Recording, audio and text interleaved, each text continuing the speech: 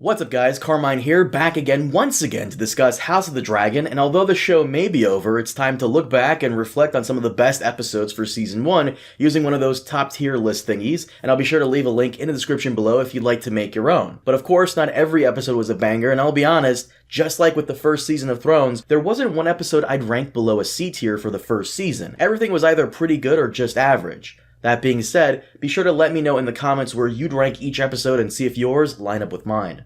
Let's get to it. Before that, this video was brought to you by Established Titles. If you're watching this, then chances are you like Game of Thrones, and you've probably heard the characters call each other lords and ladies 1,000 times already. Well, now's your chance to be one yourself. With Established Titles, you can buy a 1 square foot plot of land over in Scotland, and once you do, they'll send you an official certificate with a crest and plot number to see the exact location of your land, and with this, you can officially change your title to Laird, Lord, or Lady, and get it on your credit card, plane tickets, and even that spicy Tinder profile. You can even get one for your pets like I did, and now she is officially a lady. But that's not all, because Established Titles plants a tree with every order and works with global charities such as One Tree Planted and Trees for the Future to support global reforestation efforts. And the really cool thing about all of this is that it makes for an excellent gift for that Game of Thrones fan in your life. Seriously, it'd be a great gift for your wife or your wife's husband or even your wife's husband's boyfriend. So head on over to the description below and click my special link or use my code RedTeam to get 10% off your official title today. And you better hurry because the first 200 people to use my link will get a plot of land right next to mine so we can be land buddies together. So head on over to the description below and click my special link or use my code RedTeam to get 10% off your official title today. Once again, that's establishedtitles.com/RedTeam or use my code RedTeam to get an additional 10% off your official title today. And thank you to them for sponsoring this video. So, Episode 1. I got some pushback on this when I first reviewed it because I was harsh in the premiere, but rightly so. But Episode 1, I would put this between an A and B tier, so minus A, B+. And that's because it's the premiere. Once again, if it was a normal episode, it'd be A tier, no problem, but you always gotta be harsh on the premiere because it has the biggest job of setting everything up and keeping you hooked in. What's the bait? What's the hook? And as far as premieres go, it did a fairly good job of bringing us back to Westeros, but I'll be honest, it didn't have that hook that Game of Thrones did for its premiere. It relied way too much on the legacy of what came before to keep you going, and even that was controversial because of how badly Season 8 ended. But when you compare it to Game of Thrones, and you kinda have to, you wanted that next episode right away because of that cliffhanger ending with Jaime and Bran. Here, the hook was the prophecy of a plotline that ended poorly. Okay, cool. It wasn't a bad episode, but as far as premieres go, we've seen better, but it does stand out as one of the best episodes because it had such a great introduction to these characters and gave us one of the most intense moments in television with that birth scene with Emma Arryn. And of course, good acting all around, specifically from Paddy Considine as Viserys. So, right between A and B tier I think would be perfect. Episode 2 is gonna have to go straight into C tier because looking back on the entire season now, I'm really not a fan of Episode 2 because yeah, I have to admit, it really should have been combined with Episode 1 to be a giant 1 hour and 30-minute premiere. This is the legacy of Game of Thrones we're talking here, one of the most watched, hyped, and well-reviewed shows in history, the last 3 seasons aside. You either go big or you go home. That being said, the first half of Episode 2 was just a Targaryen dating simulator, and the second half was showing that Rhaenyra isn't all just talk and can handle certain situations. It was a good character moment for her and Daemon, and that scene between them on Dragonstone was one of my favorites of the season. That being said, it really should have been part of Episode 1, and you could totally splice those scenes together in there and still have it end with Rhaenyra being named heir. Hell, I could see Rhaenyra being named heir not only because she's Viserys' last remaining child, but because she ended that situation on Dragonstone, and as such, it solidified his confidence in her to face the coming threat. But no, this goes into C tier. Like, once again, watching it again, I wasn't really that big of a fan of it. It wasn't bad, but there are better episodes in this season. Episode 3 is a fun episode, but once you start to rewatch it, you'll notice some small, annoying little details that you didn't catch on the first viewing. It's not too bad, but it's there, and it's mainly in the second half with Daemon. But for the most part, it is a nice episode and definitely a step up from Episode 2, which is why I'm putting this one in B tier. Episode 4, on the other hand, is another step up from the previous one that I really enjoyed despite all the incesty moments between Daemon and Rhaenyra, and I love that we got to see certain parts of King's Landing, and for the most part, this episode really cemented Millie as the young version of the character for me. It also has one of my favorite Easter egg moments of the season with the House Bracken and House Blackwood feud, and it was a fairly enjoyable episode, which is why Episode 4 gets to go into A tier. Episode 5 is where we start to see some of the weird decisions they dabbled with when it comes to the characters, and this is interesting because I love some of the changes they made, but also really hated some of the other ones, and there's no middle ground either. I gotta make a separate video on this because Criston Cole's character got somewhat butchered this season from the source material, from being a credible player in the game to a whiny simp bitch boy who got rightfully rejected and just never got over it. Imagine thinking that you're gonna run away with someone who is completely okay with giving up the idea of being the ruler of an entire continent, have an army of men and dragons at her beck and call, and everything she could ever want, a legacy and the task of holding it all together,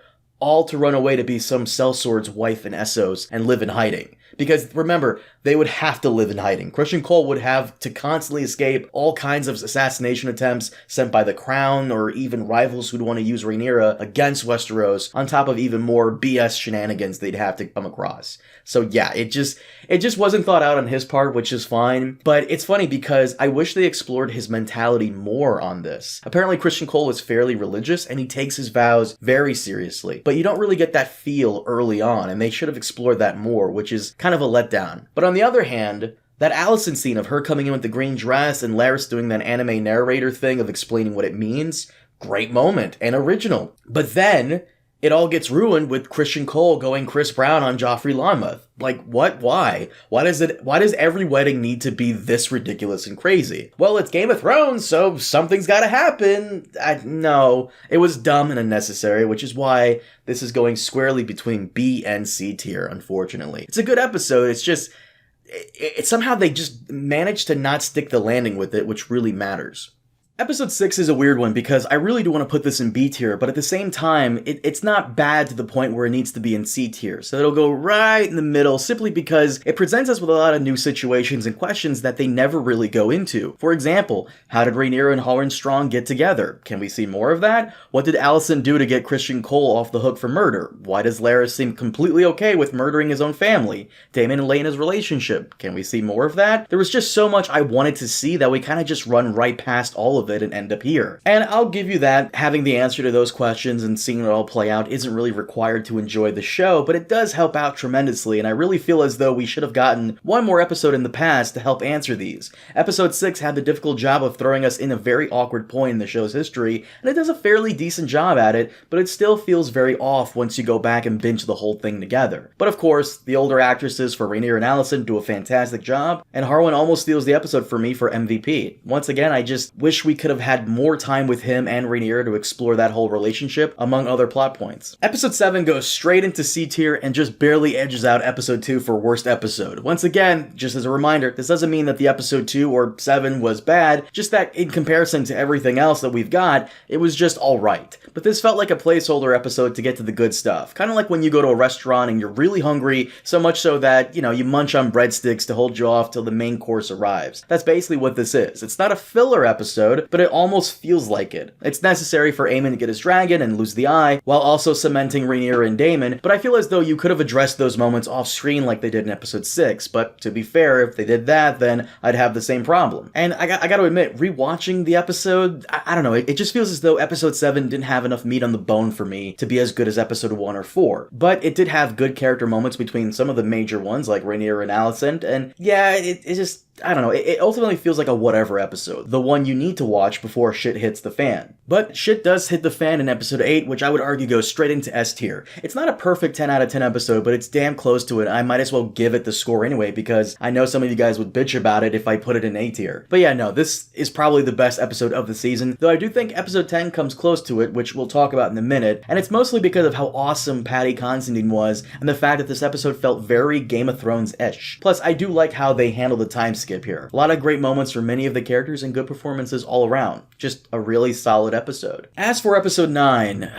I'd have to put this between A and B tier, mostly because of that final scene. Once again, just like Episode 5, they can't quite stick the landing, and it bothers me that some of the original story decisions made for the show are either really good, like the Alicent dress thing in Episode 5, or really bad. this one being one of them. And even though she explains that the war isn't hers to start, it's still a dumb decision. I understand the stigma behind kinslaying, but I'd gladly take that to the grave to save the lives of tens of thousands of people versus 10 people. The rest of the episode was fairly good. I like the take on Alicent's character for the episode. She isn't the evil stepmother history portrayed her in the Fire and Blood history book. But I will say that the only other character who suffers is Christian Cole, but once again, that's a video for another time. And finally, we have episode 10, which I would put in S tier. Going back and watching it, I really did enjoy it, and it's tied for my favorite episode and has a lot of the best moments in the show. Specifically, Rhaenyra being crowned, which I think is not only in one of the top 3 best moments of the show, but also has the best music track, that being The Crown of Jaehaerys. Look it up on YouTube, very good soundtrack. You'll probably find me in the comment section. But I'm still iffy on the whole Aemon killing Luke being a mistake, because I like it, because on one hand, it makes sense that this kid isn't some evil bad guy generic villain, but on the other, it's fucking hilarious that the Civil War goes down because my man here couldn't control his emotions and underestimated his ability to fully control his weapon of mass destruction. It's kind of funny, but very unintentional, and yeah, I'm leaning more towards liking it, but yeah. But episode 10, I don't know, I feel like it does deserve its ranking up there with some of the best Game of Thrones finales of the series. Just a banger of an episode and very well done. Just wish they could have ironed out some of the Daemon scenes instead of moving them around, but once again, video for another time. But guys, that is it for today, and as always, thank you so much for watching. Feel free to give me your thoughts down below, and be sure to tell me where you'd rank all of the episodes from Season 1. I'd be curious to see if we line up on any of this. But once again, thank you so much for tuning in, and I'll see you all next time. Have a good one.